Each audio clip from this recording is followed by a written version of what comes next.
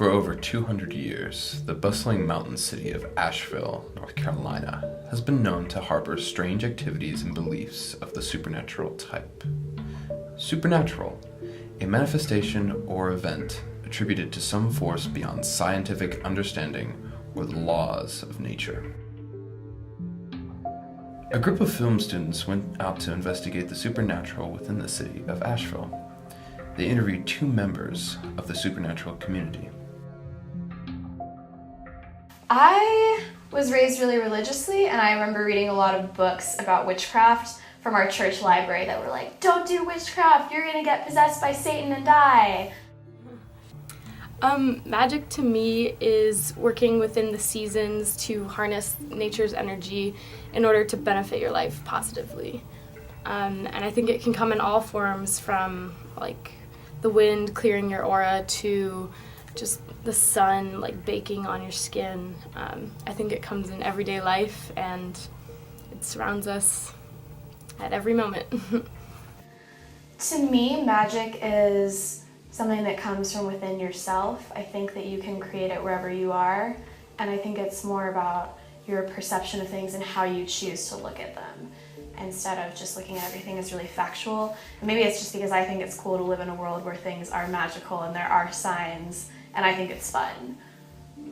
A common practice within the community is to perform rituals.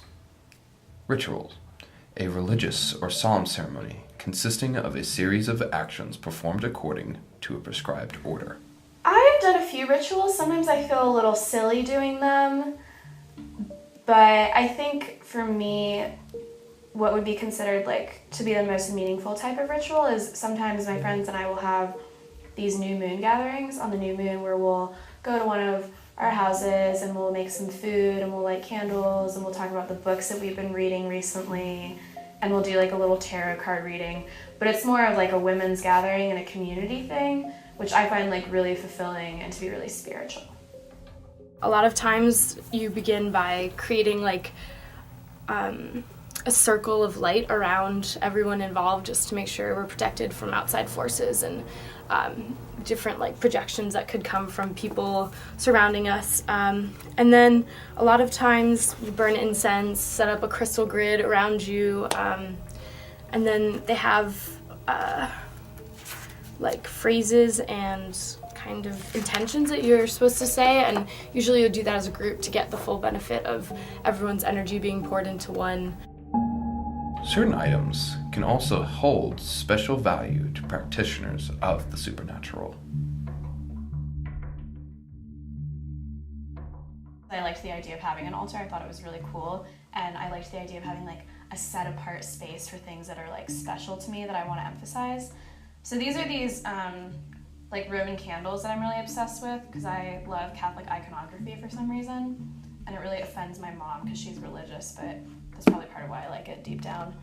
And these are some rocks I found while I was hiking and with my friends, and this is a feather I found. I feel like I find a feather like every day, so I always keep them. And this is just something that I found at Goodwill that I thought was cool because it's sort of like pentagrammy vaguely. So part of my spirituality is connecting with different crystals, and so all atoms vibrate at a certain frequency, and crystals vibrate at a higher frequency than we do, and so when we're around them we absorb their energies, and each rock has a different frequency that it hits, so some of them can be used for different things. Like amethyst is a very calming stone. Quartz is a high amplitude stone, so it like raises other frequencies and like makes them stronger. And I use these a lot for protection, dream work, like dream recall, astral projection, and just like tests, everyday things. Who is to say what is truth and what is myth? There may be forces beyond our perception. Who knows what walks among us on the streets of Asheville?